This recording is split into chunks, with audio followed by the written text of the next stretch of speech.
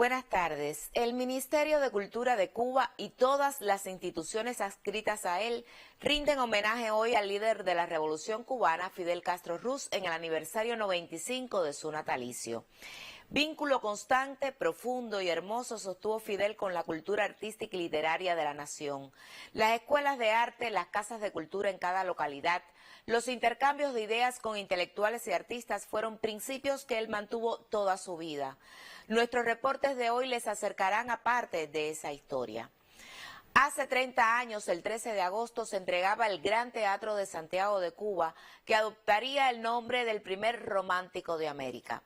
El testimonio de una de sus fundadoras confirma que fue este un sueño compartido entre el pueblo santiaguero y el líder de la Revolución Cubana.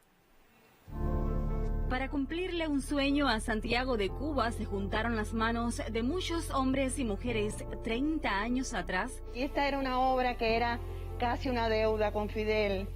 Él había estado desde el primer momento muy al tanto de su construcción. Obra que el pueblo, todo el Santiago la acogió con mucho beneplácito y desde el primer momento, en horas de trabajo voluntario, aquí se volcó la ciudad de Santiago de Cuba. Realmente era la Heredia, era su gran teatro, desde el principio. Santiago necesitaba una construcción de lujo para ver lo mejor del arte en la escena. Sería el primero de su tipo diseñado y construido luego del triunfo de la Revolución. Fue una obra que sumó principios, amor y la unidad de todo un país. A partir del incendio del Teatro Aguilera y del deterioro del Teatro Oriente, el Teatro Oriente, un teatro emblemático de Santiago de Cuba, se empezó a deteriorar. Se decide construir en Santiago de Cuba un gran teatro. Surgió una joya arquitectónica que ha sido escenario de parte importante de los eventos artísticos, políticos y científicos en la ciudad héroe. Se decide sacar del centro de la ciudad. El centro histórico estaba muy congestionado y se decide ubicarlo en esta zona de la Avenida de las Américas, zona donde existían una gran cantidad de construcciones. Y todo eso hubo que demolerlo y construirlo en otros lugares, por lo tanto se encareció la inversión. Matilde conoce muchas de las historias que descansan en cada espacio del Gran Teatro, del Heredia de Santiago de Cuba, de un coloso que se brindó un 13 de agosto como Gran Teatro y luego tomaría el nombre del primer poeta romántico de América. En Santiago de Cuba existió siempre un amor muy grande por Heredia, José María Heredia, a partir de que fue, como sabemos, el primero que tuvo anhelos de independencia en su época. En la etapa insurreccional, Vilma, en una oportunidad, la cogen tirando volantes y cuando cogen los volantes resulta que eran poemas de Heredia. O sea que eran en Santiago de Cuba todos los revolucionarios incluso eran amantes de la poesía y de la obra poética de Heredia. Se evalúan dos nombres, Protesta de Baraguá o José María Heredia.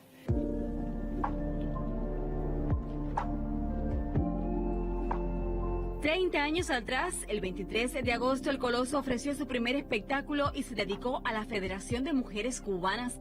Así confirmó la solidez constructiva de la Cuba que se unió para levantarle. Meses después fue celebrada la reunión más importante del Partido Comunista de Cuba, el Congreso, en su histórica cuarta convocatoria en octubre de 1991. Él se lo contaba o se lo narraba a los participantes en el Congreso que aunque no se pudiera concluir el teatro, se iba a hacer el Congreso en Santiago de Cuba o en una carpa, si era necesario.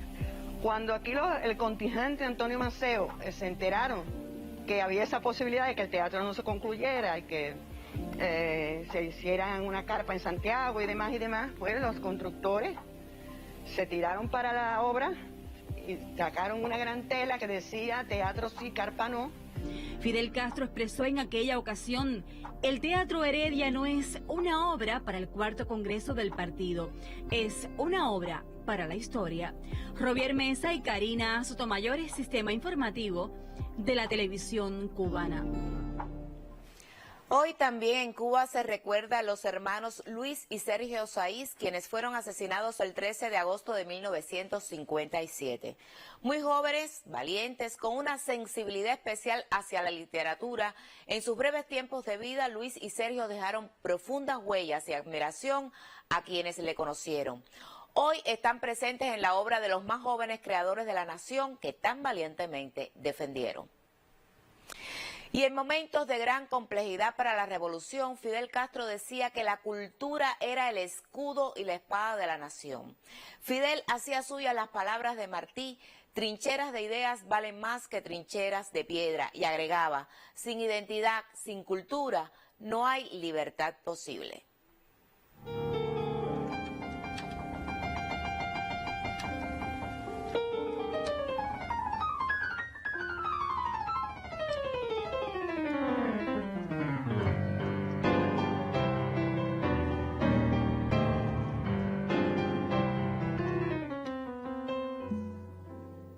No existe acto de verdadera justicia social que no esté acompañado por la cultura, interpretándola no solo desde lo puramente artístico, sino como concepto liberador y completo. Y estos son términos y principios manejados desde el pensamiento y discurso del apóstol de Cuba, José Martí, y el líder de la Revolución Cubana, Fidel Castro. Para Martí, la cultura no es para regodearse de manera individual, sino para compartirla plenamente para el disfrute colectivo, una verdadera expresión de justicia social. En palabras a los intelectuales, el líder de la Revolución Cubana habló efectivamente a aquella generación de intelectuales, a la cual también pertenecía en 1961. Convocó a poner los cimientos del futuro en la cultura nacional. En el intercambio, donde se expusieron inconformidades y preocupaciones obvias ante un proceso nuevo, radical y profundo, que en principio incluía también diversidad, como tanto repitió en sus palabras, donde insistía que la revolución no le iba a decir a ningún escritor o artista qué escribir, cómo escribir, qué interpretar o qué reflejar visualmente.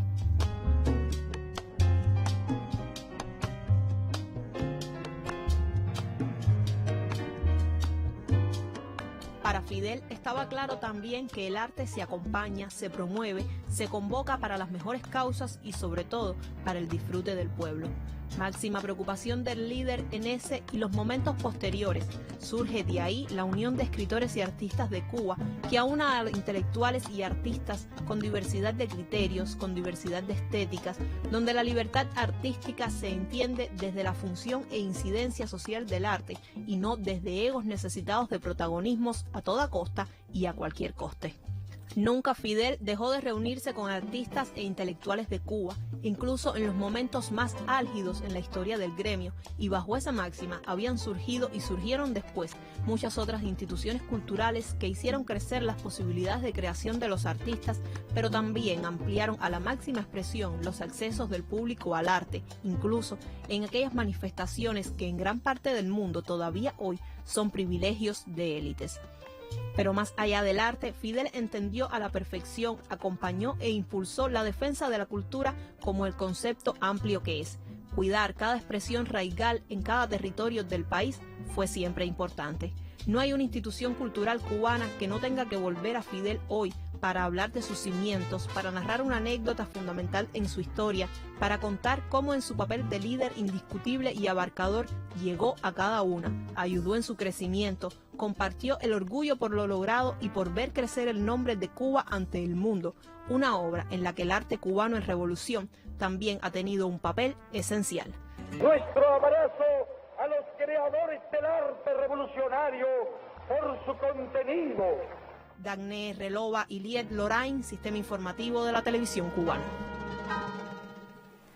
Esta noche el canal Cubavisión de la Televisión Cubana transmitirá, después de la emisión estelar del noticiero, el documental de Mundo Latino Profeta del Amanecer. Con esta información concluyen las culturales. Buenas tardes.